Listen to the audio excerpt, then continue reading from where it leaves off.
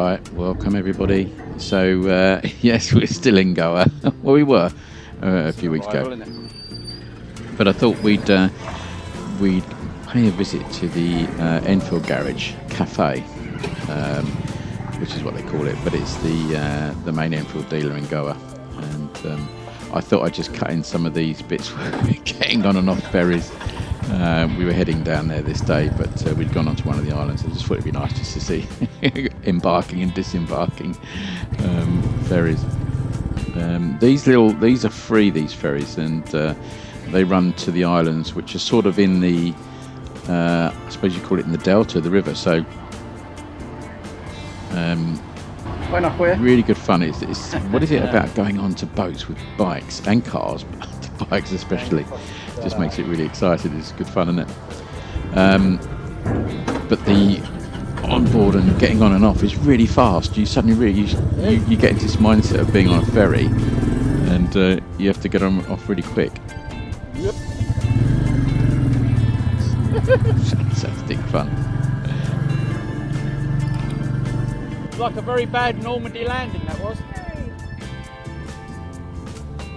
The thing with getting on boats, isn't it? With anything, it's that it feels like a start of an adventure. Doesn't matter how short it is. I can remember going on a ferry on the Isle of Wight. It's a chain ferry, and it was about 200 yards, but it still felt like an adventure.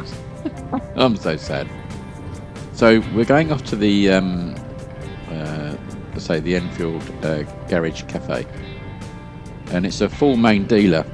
And I might have mentioned in another video that it's also where we hired this bike from, which was great, and the guys there were really, really lovely. But it's also owned by, I believe the person actually owns, or the managing director or CEO of Royal Enfield. So it's a bit of a sort of vanity project, I think, for that person. But it's a fantastic place. But I thought I'd use up some of this, what do they call it, B-roll, Arc at me, all clever, on the way there. But it's that, riding this bike, this is one of those areas, we did this route a few times, where you get into the open ground, and this is the thing about king of the roads, mopeds stand no chance. You just open the throttle and away you go, and you're not pushing these engines at all. You're still only doing sort of like 40 miles an hour, 45 miles an hour, but it's so lovely on these open roads. But really, really a lovely thing to do. It just riding this bike in the heat and that, it was by the water, so you get a little bit of that cooling air. But it's fantastic, this bike. Absolutely loved it. So here we are at the Garage Cafe. So this is actually in Barga, and we always call it Bagger, but Barga, and it's one of the beach resorts. But it's on the main drag, so you've got the water, again another sort of inlet on the left, and then the main cafe on the right. But the road is actually covered in their bikes. I thought I'd show you this bit first because it's really interesting. Opposite the actual garage, they've got all these Enfields sitting there in sort of different stages of decay, and it seemed really sad. But there was some interesting bikes here. You got the old 411 Himalayan there with the gold wheels. How cool's that? Hunters. There were the Trials versions of the Bullet and the Classic, but some of these are really not rotten, but they're covered in things. Apart from this Continental GT, I really wasn't sure what was going on there. It's sort of like returning back to the earth.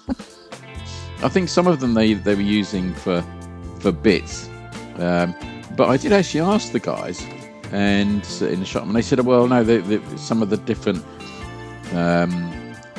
shops, some of the different dealerships, the guys will come down and they'll use these bikes. They get on them, put some fresh fuel in and kick them over, and away they go. I think some of them are a bit beyond that, but yeah, there was a lot here. The sort of bikes that we would see and think, oh, I'll take that back and I'll get that repaired. I'll get that going. Because when you looked at even some of these Interceptors, they've been sitting there for a while, and it's quite salty, the water here, because we're right in the estuary, so we're right on the coast. So it's probably not doing them a lot of good, but it's pretty much superficial, I think, really, with a lot of it. But I'm sure most of these bikes will run. Some of them might be ex-demo bikes, ex-hire bikes, but there were all sorts here. but I just thought it'd be nice to show you this. I don't know if it's nice or sad, really, when you see Himalayans, you know, like this, with enough algae on there to keep Greta Thunberg happy. You know that it's yeah, it's a bit sad, but a good polish up, who would know the difference, really? But I'd love to know if you stuck a battery on these for fresh soil, whether they fuel, whether they would just fire up.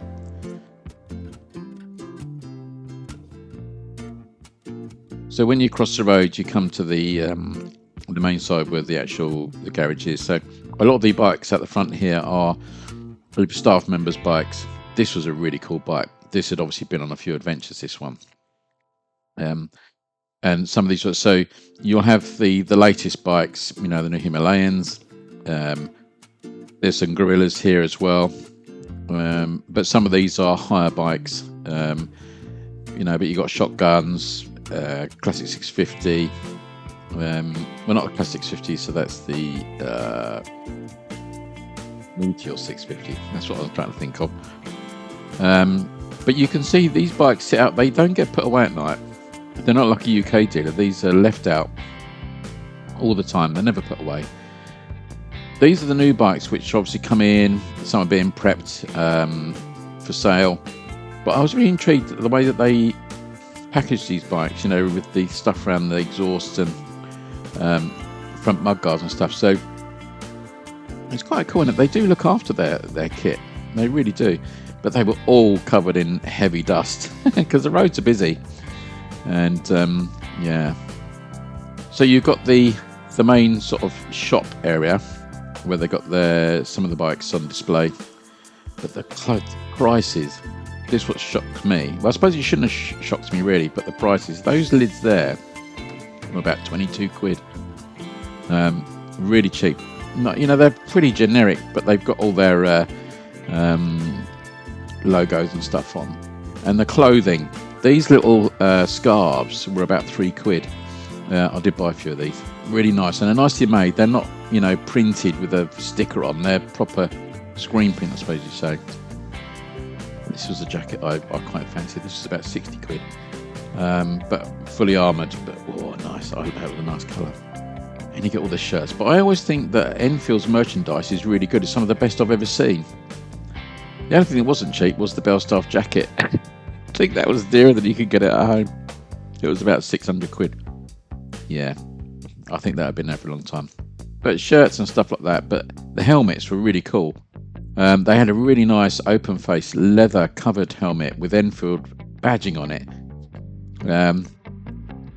But you see, you know, the price of this stuff is pretty good. But we didn't have any room to bring back some of this stuff. But I quite fancied the helmet. But I don't think the helmet would have passed UK spec because the badging was metal and it was on the sort of forehead. A bit dangerous. The other thing I did notice was the Gorilla here.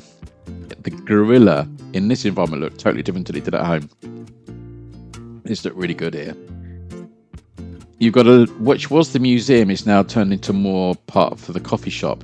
But you had odd little bikes in here which have been customised. This was a Hunter 350, not quite my colour scheme, but they can do that here. They can mess about with the bikes because they got the sort of space and the staff here to do it. Because it's got a big repair centre here and service centre. But odd things, you know, 3-wheelers and stuff. But it's such a cool place to visit. So if you're ever in Goa and you're the motorbiking disposition, this is the place to come without a doubt. Really nicely turned out. But this is just the inside area. If it's baking hot outside, then you can come in here. It's all air conditioned. Really, really lovely.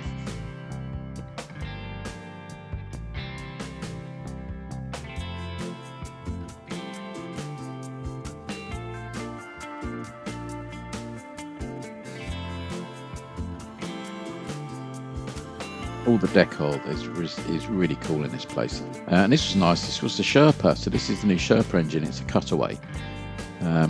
What a cool bit of kit that is. It's sort of, that's something for your man cave, isn't it? Or woman cave. To have that.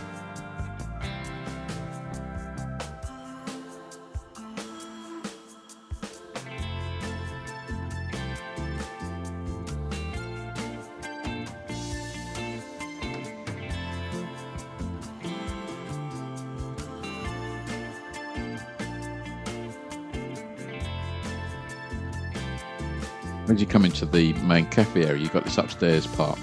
It's sort of like a cross between the bike shed in London and a gentleman's club. So you've got the usual stuff, you've got a pool table up here, it's all open air.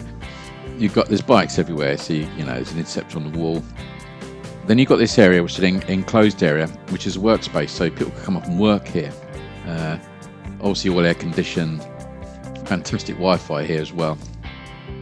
And then you're looking out over the actual food area. But they do all the food and drink, and you can buy alcohol here and all the rest of it. Don't recommend you getting drunk when you're riding the bike. But, it's all something going. You can see the road, there's always something going on. There's always people turning up. This sort of the cool elite of Goa come up on their bikes. On intercepts with loud exhaust and stuff. It's just really, really cool place to be. Spotlessly clean as well. And the food was something else here. Really good value. The coffee, if you're just coming out for a coffee, that's what we all do, isn't it? We like to go out for a coffee. They would give you these fantastic biscuits to go with it. And it was costing about, I don't know, £2 for a coffee. What they also have outside is a few of their sort of special customs. This was like a barbecue bike.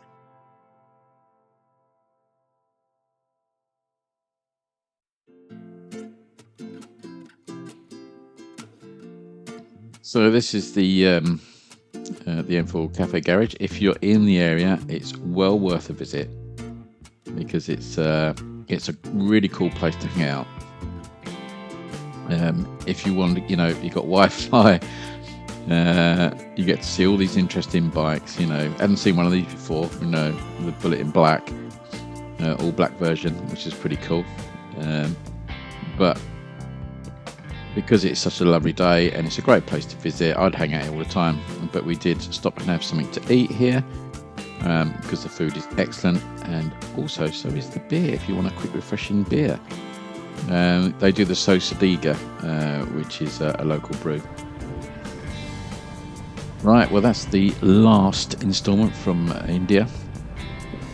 Hopefully we'll be back again in the next couple of years to do some more touring. But thanks for watching and putting up with with our Indian videos. And I'll see you in the next one. Take care, everybody.